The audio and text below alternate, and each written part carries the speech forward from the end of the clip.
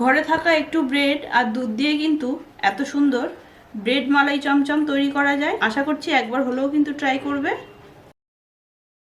নমস্কার সবাইকে, আমার নতুন চ্যানেল সিক্রেট কুকিং ডায়েরিতে তোমাদের সবাইকে আন্তরিক স্বাগতম জানাচ্ছি। আমি আমার রান্নাঘর থেকে তোমাদের জন্য শেয়ার করব বিশেষ কিছু সিক্রেট রেসিপি, সাথে থাকছে কিছু টিপস যা তোমাদের রান্নায় এনে দেবে অন্যরকম স্বাদ ও নতুন কোনো পরিবর্তন।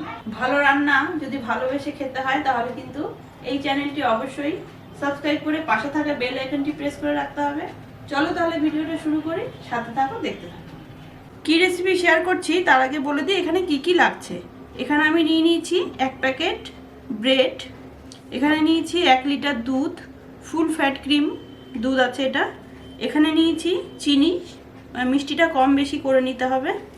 এখানে একটু সাজানোর জন্য আছে চেরি, আর এখানে নিয়েছি গুঁড়ো আমল দুধ। আর আমার কাছে যেহেতু কনডেন্স মিল্ক ছিল তাই নিয়েছি, যদি না থাকে তাহলে দেওয়ার একদমই দরকার নেই।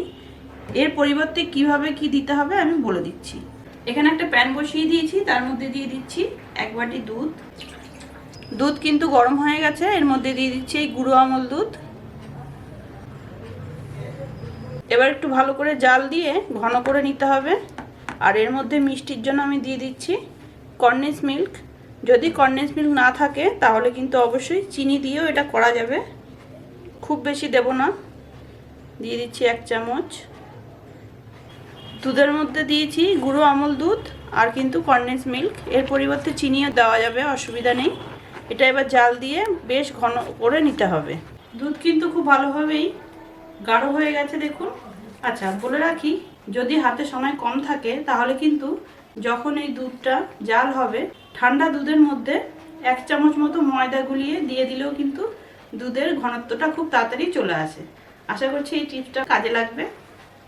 অনেকটাই কিন্তু ঘন হয়ে এসছে, আর একটু ঘন হলেই নামিয়ে নেব। দুধের ক্ষীরের পুরটা কিন্তু একদম রেডি হয়ে গেছে, এবার নামিয়ে নিচ্ছি। এবার এই ব্রেডগুলো নিয়ে নিয়েছি, সাইডগুলো একটু কেটে নেব। চারো সাইড কিন্তু এইভাবে কেটে ফেলে দেব। সব ব্রেডগুলো কিন্তু এইভাবে সাইড কেটে নিয়েছি। এবার এক এক করে তৈরি করে নেব। সবার প্রথমে কিন্তু একটু বেলনি দিয়ে বেলে নিতে হবে, একটু পাতলা করে নিতে হবে। এইভাবে প্রেস করে করে যতটা পাতলা করা যায়, না হলে মোড়ানো যাবে না। দেখো একদম পাতলা হয়ে গেছে। এবার কিন্তু এই ধারটা একটু জল দিয়ে ভিজিয়ে নিতে হবে যাতে ফোল্ড করলে ভালোভাবে এঁটে যায়। ব্রেডের ওপর দিয়ে দিচ্ছি যেই দুধের ক্ষীরটা করে রেখেছি সেটাই। এটা একটু ভালো করে স্প্রেড করে দিতে হবে। এবার কিন্তু ফোল্ড করে নিচ্ছি, চেপে দিলেই কিন্তু একদম রেডি।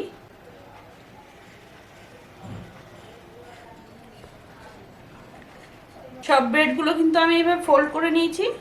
এবার মালাইটা তৈরি করব। একটা প্যান গরম করতে বসিয়ে দিয়েছি।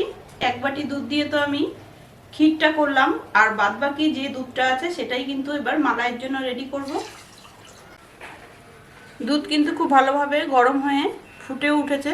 এর মধ্যে দিয়ে দিচ্ছি আমি চিনি, দিয়ে দিলাম চিনি। দুধের মধ্যে দিয়ে দিচ্ছি একটা এলাচ, একটু ফ্লেভারের জন্য ফাটিয়ে নিয়েছি। এবার দুধটা ঘন হওয়া পর্যন্ত একটু ওয়েট করতে হবে।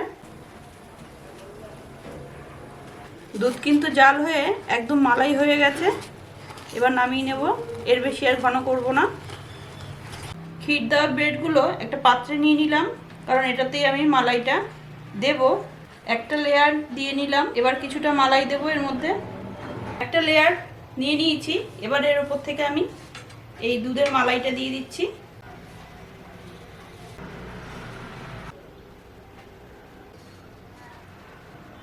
বাকি কিন্তু ব্রেডগুলো সাজিয়ে নিয়েছি, এর উপর থেকে মালাইটা দিয়ে দিচ্ছি।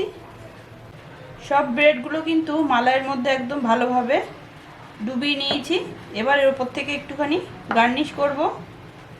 চেরি নিয়েছি এখানে, সেই চেরি দিয়েই, যদি চেরি না থাকে তাহলে এমনি পরিবেশন করলেও হবে।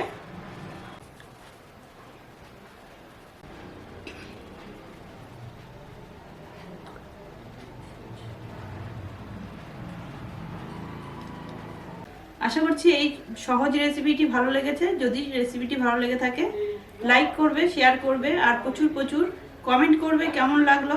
দেখা হচ্ছে নেক্সট ভিডিওতে এরকমই মজাদার রেসিপির সাথে। ততক্ষণ ভালো থাকবে, সুস্থ থাকবে।